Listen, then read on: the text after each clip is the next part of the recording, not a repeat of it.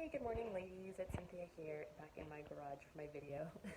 Anyhow, this is the best place for me to do my video because everyone's asleep and it's nice and quiet. So today we are focusing in on Thirsty Thursday, and I posted a post, I guess, of hydration, importance of water, drinking water every day during exercise, just during daily life, and tips on how you can get more water in easily and making sure that you do. And then also I asked for some comments on your hydration currently, how you stay hydrated, and what tips you might have for others in the group to stay hydrated. So anyhow, but I really want to talk to you also about our DMO again, and let you know how it went for me. So for me, what I realized is if I have a handful of foundational things that are routine for me every day, it really helps me to stay focused. I know if I have appointments in my day or self-created appointments in my day and stick with those, it really helps me to structure the rest of my day around it. If I have not much of anything happening during the day, I tend to kind of flounder and not really get much done. So I'm actually reading a book right now called Eat That Frog by Tracy. His last name is Tracy. I can't think of his first name right now. Anyhow, and the premise of the book is to not think, just jump in and do the task that is considered the biggest, ugliest frog for you to eat. So basically what that means is, let's say you were set up in a situation where you were forced and had to eat a frog. If you waited and looked at it and analyzed it, the likelihood of you doing it is lower and lower. But if you just go for it and gulp it down and be done, it's over and you feel completely accomplished and proud of yourself. So the idea is with task is to write down all your tasks for the day and to just jump in and get done the hardest, ugliest, most difficult, but the task like also gives you the most sense of satisfaction when you're done. Just jump in and get that done first, and then the least ugly, and then the easier ones to do after that. And I've actually implementing that, and I've learned so much about myself since the beginning of this challenge. I fell off for a couple weeks there, but now I'm reading the book again, and it really feels good to prioritize and look at what I actually absolutely need to get done, what is the biggest priority in the moment, and go with that. And I know yesterday I tried doing that, but it's funny how things kind of start spinning around, and I'm resetting an intention today to refocus and write my schedule down again and do what I need to do. And I definitely need more margin for sure, and I'm learning about that. And that's a nice thing about this, is we're all learning together. So it doesn't have to be something that you have perfect right away. It's actually better if you don't do it perfect right away, because you're not learning anything from it, and it's not going to be a long-term change. But if you are not perfect about it, you're going to notice that you are making mistakes, obviously, but you're going to be having time to recorrect and readjust to doing things that are more realistic for you in an order and a fashion that are more sustainable for you.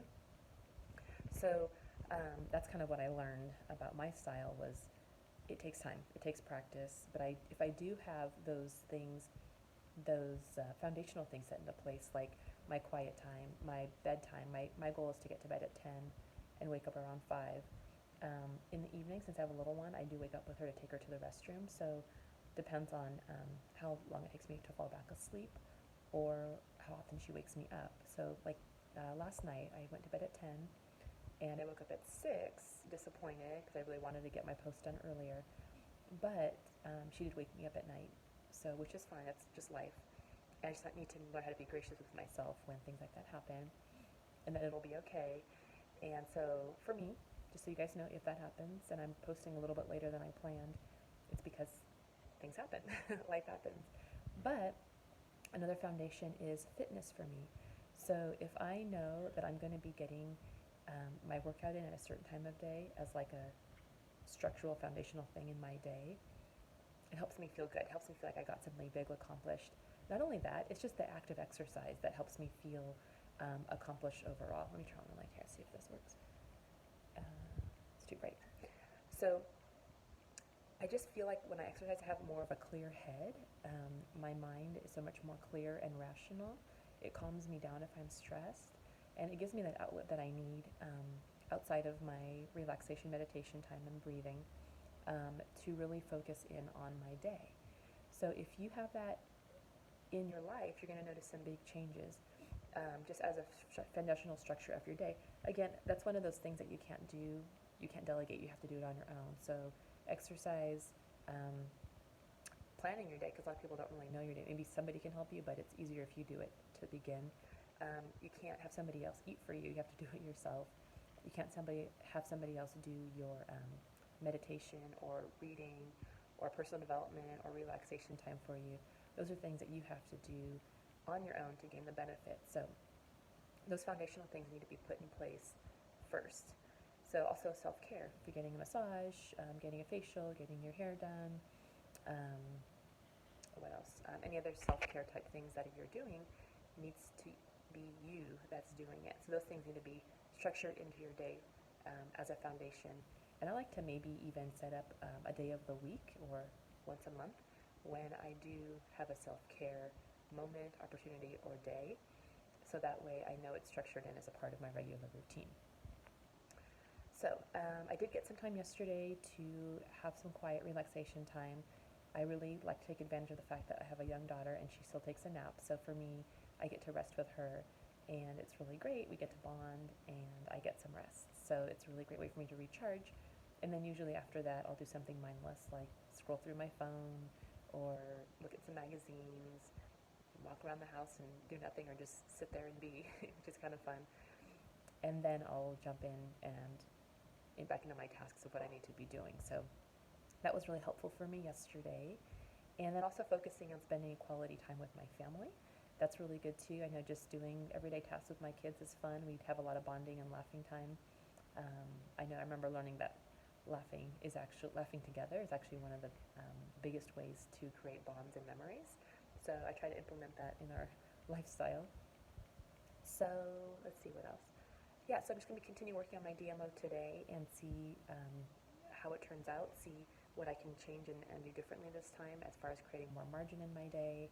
And I'm really going to focus actually in on that, is creating more margin and seeing how it works. So truly, doing anything new is experimental. So consider it an experiment. Don't judge or criticize, just do it, just like you would a science experiment. Have an idea of what you want to do, and do it, and then test the results, and then adjust accordingly if you need to. So anyway, hope you guys have a great day. I really also want to emphasize fitness. I'm kind of missing out on a lot of people doing exercise these days. So put your foundation back on fitness. This is a fitness challenge, and I need to see that happening. Like I said, it's not just to do it, it's because there's a huge benefit for your well-being overall. There's some little graphics out there that have like 100 ways at least, or 100 benefits of exercise. And if you're not doing it, you're missing out. Our bodies were designed to move. The joints, the muscles, the way it's structured was not designed to sit. It was designed to be actively, purposely moving and engaging your muscles on a regular basis. Not just for now, but for longevity. If you want to have a healthy, active lifestyle and not be sitting in a wheelchair or using a walker when you get older, it's going to benefit you greatly, because not just for now, it benefits your future when you use your muscles and strengthen them in a healthy way on a regular basis. It's going to serve you well in the future. So it's going to be a lot nicer and more enjoyable when you are more self-sufficient and enjoying your quality of life better now and in the future and in the near future. And your energy is going to be so much better. If you're lacking energy, exercise is going to bring it up. Even if you're tired, do some light exercise and you're going to notice how your body starts to wake up. So just experiment with that. Don't be judgmental or critical. Just look and see, notice your habits, notice how you feel when you exercise, and continue to get those workouts in the best way possible for you. And like I said, I would love, love, love if you all would do 21-Day Fix along with me. And I'm actually doing a mix of 21-Day Fix and HIT 4. So that's a program my son and I are doing together, so I committed to do that with him. So today's actually my day off. It's a planned day off, and I'm going to enjoy making some cookies for my kids' bake sale tomorrow, and then taking my kids to activities. So anyway, hope you all have a fantastic day. Enjoy the water post and comment accordingly. Talk to you soon. Bye.